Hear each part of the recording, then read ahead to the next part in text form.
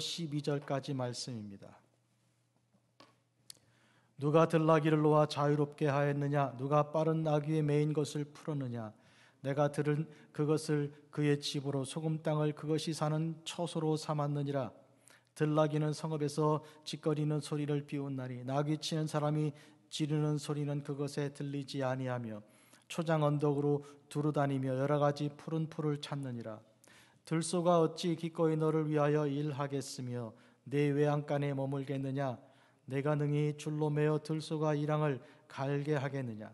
그것이 어찌 골짜기에서 너를 따라 썰매를 끌겠느냐? 그것이 힘이 세다고 내가 그것을 의지하겠느냐? 내 수고를 그것에게 맡기겠느냐?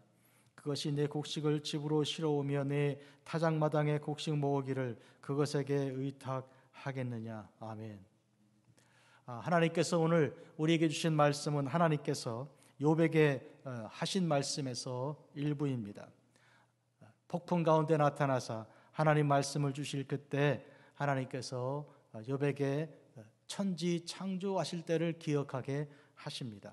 천지를 창조하실 때 하나님께서 욥에게 물으십니다. 내가 땅에 기초를 놓고 지을 때 너는 어디에 있었는가? 또 내가 지은 모든 창조물에 대해서 그 피조물들에 대하여 너는 무엇을 이제 할 수가 있는가? 또한 내가 지은 모든 피조물들이 이제 살아가는 그 삶, 내가 준 그 지혜와 내가 준 그 모든 그 총명을 내가 이해할 수는 있는가? 이렇게 물으셨습니다. 한마디로 어디 있었는가? 또한 할 수 있는가? 또한 알 수 있는가? 이런 세 가지 질문을 중심으로 하십니다. 모든 이 세 가지 질문은 수사의문문이며 대답은 아닙니다. 제가 있지 않았습니다. 존재하지도 않았습니다. 두 번째에 대해서는 제가 할 수가 없습니다. 무능력합니다. 세 번째에 대해서는 저는 알지 못합니다. 지혜가 없습니다. 이런 대답을 할 수밖에 없도록 하나님께서 주십니다. 하나님의 질문은 좋은 질문입니다. 우리가 그 질문을 대할 때 우선은 하나님이 어떤 분인지 알 수 있고 두 번째로 우리가 누군지에 대해서 깨달을 수가 있습니다. 오늘 이 시간 주께서 주신 말씀은 특히 들나귀와 들소에 대해서 말씀하십니다. 땅에 있는 그런 이제 하나님께서 창조하신 것들에 대한 말씀인데요. 제6일에 하나님께서 육지 위에다가 생물들을 만들어 놓으시고 또 그를 살게 하시고 생육하여 번성하게 하셨는 것 중에 바로 짐승들이 있고 이어서 인간이 있습니다. 제6일 창조의 내용인데요. 그 중에 들나귀, 들소에 대한 말씀입니다.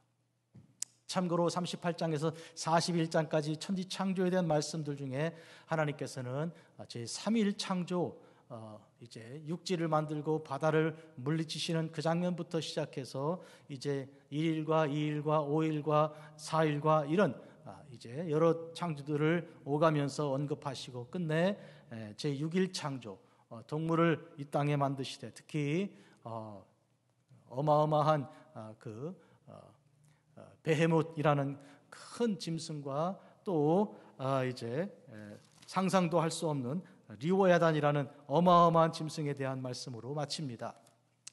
이로써 욥이 하나님의 창조를 하나님 말씀 안에서 이해하게 되고 그로 인하여 하나님께 예배할 수 있도록 하나님 두려우신 하나님을 알 수 있도록 그리하여 자기가 지닌 그 모든 질문들 왜 의인인데 왜 예배를 받으신 다음 이런 고난을 주시는지 내가 알게 하십시오. 이렇게 하나님께 이제 드렸던 질문들을 다 내려놓고 하나님께서 주시는 질문, 천지 창조 그리고 인간을 구원하시는 그 구원에 놀라우신 능력의 그 질문을 대신 품게 하시는 것입니다. 나쁜 질문을 내려놓고 좋은 질문을 품게 하시는 것입니다.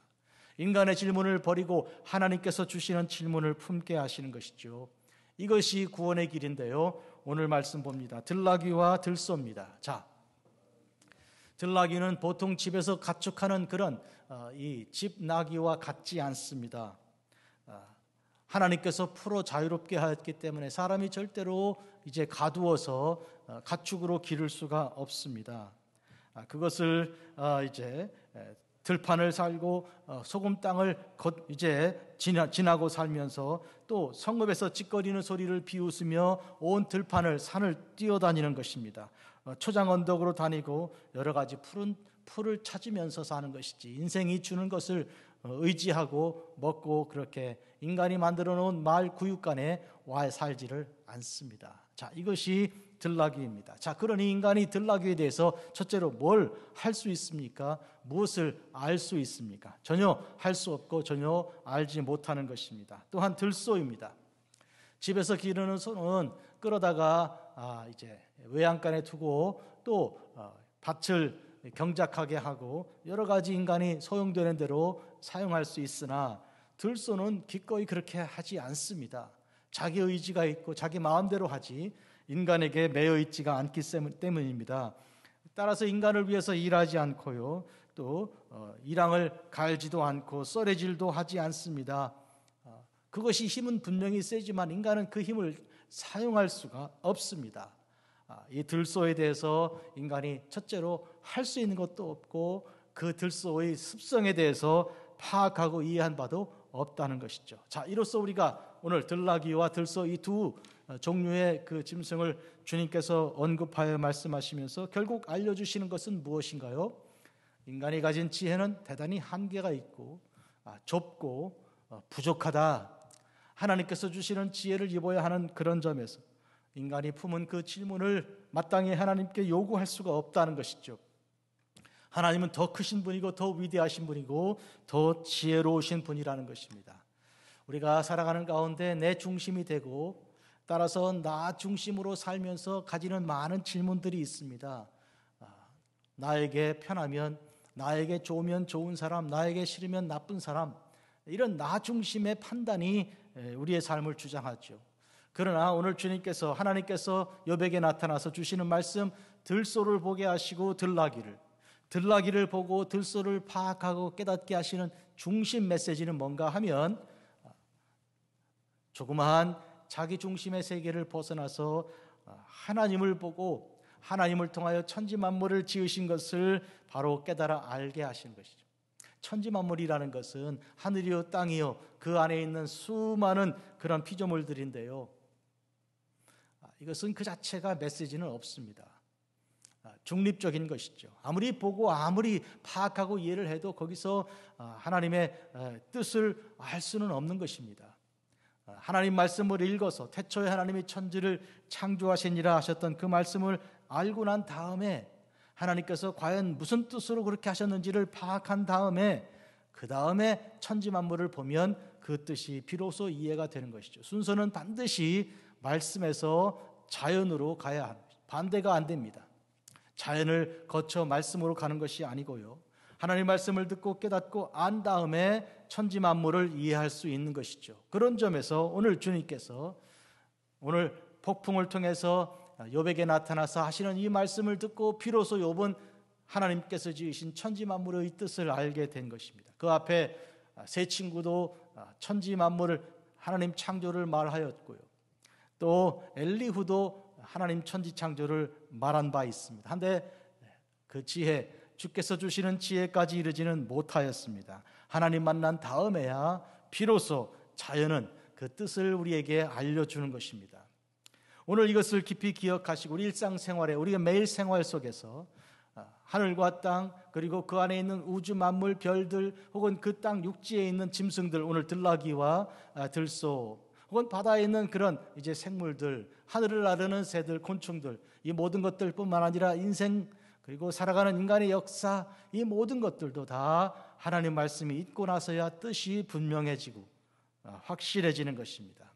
그런 의미에서 오늘 우리는 하나님 말씀은 우리 앞에 있는, 우리 발 앞에 있는 등이요 가는 길의 빛이요 온 세상에 뜻을 주고 의미를 주고 이제 깨달음을 얻게 하는 지혜를 주시는 하나님의 능력인 것을 분명히 확실합니다.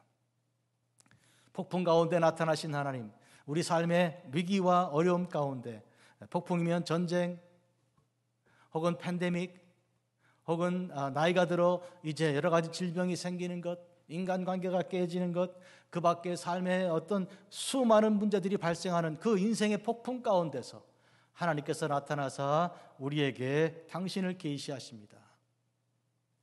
마치 예수님께서 갈릴리 바다가 이제 파도가 일어나고 할 때 제자들은 두려워 우리가 죽겠다고 할 그때 주께서 파도를 잔잔하게 하셨고, 그리하여 그분이 누군지를 사람들이 비로소 알게 된 그런 것이라든지, 물 위를 걸어오시면서 이렇게 제자들을 놀랍게 하였으나 그러나 나다라고 말씀하시며 당신을 계시하신 것이라든지, 인생의 이런 문제와 저런 문제, 이런 폭풍과 저런 폭풍의 그런 가운데 하나님께서 당신을 드러내십니다. 따라서 우리가 인생이 어렵고 고통스러울 그때 두려워하지 말고 도리어 감사함으로 하나님께 영광을 올려드리고, 고난 중에 눈물 속에서 우리 주님을 만나 뵙고 주께 예배하는 하나님의 성도들입니다. 기도하겠습니다. 자비롭고 거룩하신 아버지 하나님, 들소와 들나귀에 대해서 주께서 보여주신 바 우리는 할 수 있는 것도 없고 아는 바도 없습니다.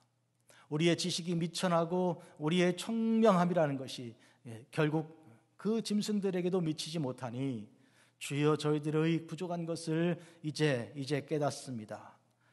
감히 주 앞에 나와 의문을 던지며 주님께 나왔던 것들 이젠 다 내려놓고 주님 말씀하여 주시옵소서 주의 종들이 듣겠나이다. 이런 겸손한 태도를 가지고 주께 예배하오니 주여 저희들을 도우시고 저희들을 인도하여 주시고, 양같이 알 바를 갈 바를 알지 못하고 할 바를 알지 못하는 저희들을 불쌍히 여기사 목자 되신 주님 인도하여 주시옵소서. 예수님의 이름으로 기도합니다. 아멘. 하늘에 계신